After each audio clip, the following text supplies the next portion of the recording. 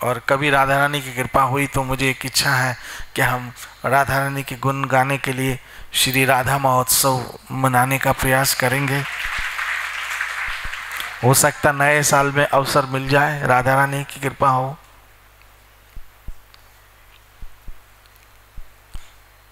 तो ये जो राधा रानी का प्रेम है, जो विरह है, जो तड़प है, याद रखना किसी की भी तड़प, किसी का भी विरह, किसी का भी प्रेम व्यर्थ नहीं जाता है, पक्की बात है।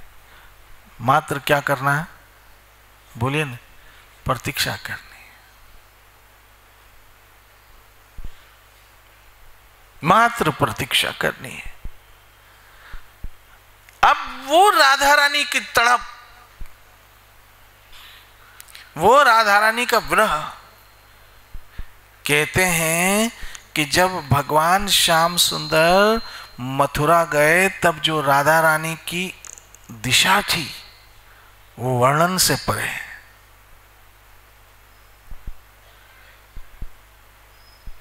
वर्णन से परे है।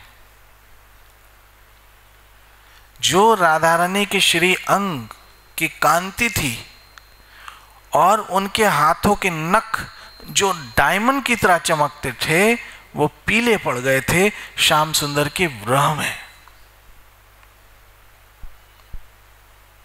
उन्होंने बाल बनाना छोड़ दिया था, वस्त्र नए धारण करना छोड़ दिए थे और बस हे श्याम हे श्याम हे श्याम हे श्याम। तो जो विरह है वो महाप्रभु कहते हैं, क्योंकि पुरुष बनकर वो स्त्री का विरह का अनुभव संभव नहीं है, इसलिए तो कहा था काना रे तू है राधा बन जा, छोड़ पुरुष का मान, तब होगा तुझको राधा की पीड़ा का अनुमान। अरे श्याम सुंदर, आप तो पुरुष के रूप में हो, आपको ये स्त्री की तड़प का क्या पता, आपको क्या पता ये जो तड़प और विरह हो रहा है। आप जब बनेंगे स्त्री तब पता पड़ेगा। और वो महाप्रभु इस विरह को अनुभव करने के लिए यहां पर आए।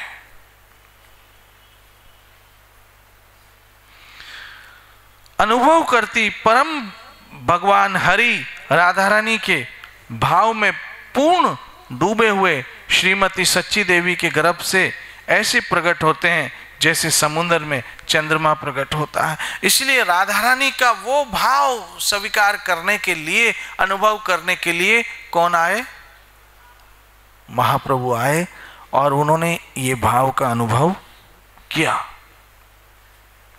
भगवान पुनः ब्रह्मा जी से कहते हैं कि वे उनकी लीलाएं नवदीप में देख सकेंगे। इस प्रकार भगवान अपना हृदय अंतर का रहस्य बताते हुए अप्रकट हो गए और कहा कि आप हरिदास के रूप में आओगे और मेरी सारी लीलाएं आप दर्शन करोगे।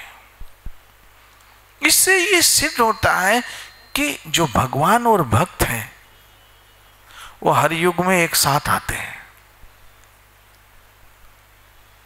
जैसे आपने एक चीज ध्यान दी होगी कि एक बहुत पर्टिकुलर डायरेक्टर होता है, उसकी अपनी एक टीम होती है और हर फिल्म में वो लगभग है उन्हीं को लेकर आता है। ऐसे ही भगवान की भी एक टीम है, भक्त और भगवान की, भगवान और भक्तों की। जब जब भगवान को आना होता तब तक वो किसको पहले भेज देते, भक्तों को, कि आप अब ये बनोगे, आप अब ये बनोगे, आप ये बनोगे।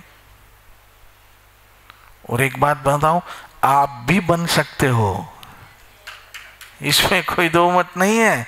क्यों कि शुद्ध भक्त तो लीला प्रवेश करते हैं पहले, और हो सकता है आप में से कुछ पहले भी हों, इसलिए तो मैं आपको प्रणाम करता हूं।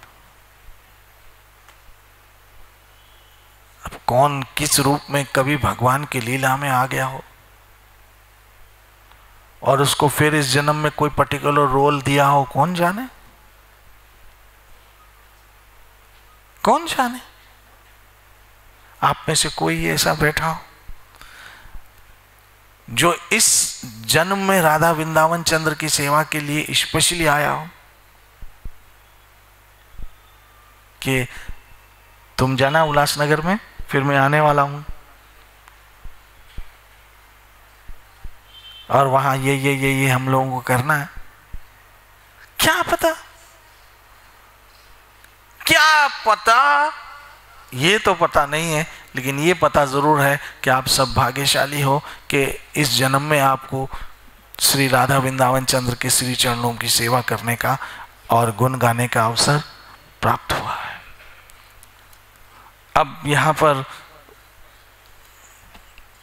कहा कि आप मेरी लीलाओं में आएंगे और हरिदास के रूप में आएंगे और भगवान क्या हो गए, अप्रकट हो गए, अप्रकट हो गए, अंदर ध्यान हो गए। इसलिए लोग इस स्थान को अंतरदीप कहते हैं।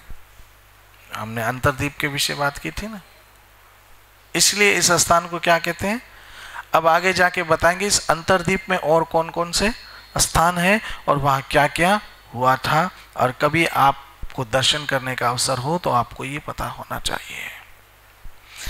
जब ब्रह्मा जी ने भगवान को अपने सामने अप्रकट होते देखा तो वो उनके विरह में मूर्छित हो गए और रोते हुए भूमि पे गिर पड़े। हा गौरांग, हे दीन बंधु भक्त वत्सल, मैं कब आपके चरण कमलों को प्राप्त करूंगा, ऐसे ब्रह्मा जी कहने लग गए। कुछ दिनों तक रोते हुए ब्रह्मा जी अपने कर्तव्य को पूरा करने के लिए वापस ब्रह्मलोक चले गए। इस द्वीप में भगवान गौरंग ने अपने हृदय अंतर के अत्यंत गुह्य इच्छा को ब्रह्मा जी के समक्ष प्रकट किया, इसलिए इसे अंतरदीप के नाम से जाना जाता है। अब इसमें आगे जाके मायापुर का वर्णन आएगा जो हम नए साल में महाप्रभु की कृपा से सुनेंगे। श्री श्री राधा वृंदावन चंद्र बिहारी लाल निताय गौर। जय जय श्री राधे, जय जय श्री राधे, जय जय श्री राम।